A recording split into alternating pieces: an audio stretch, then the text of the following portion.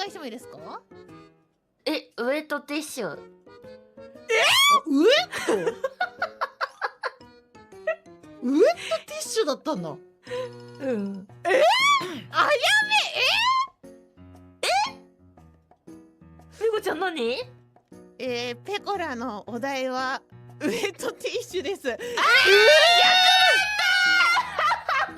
や、ペコーラ最初に父様とあやめちゃんが明らかにティッシュの話してるから、でもたくさん持つよね、もう買いだめしますわって言ってるから、こいつらティッシュか、はいはいはい、わかりました、じゃあ今回も私が人狼ですなとか思ってたよ。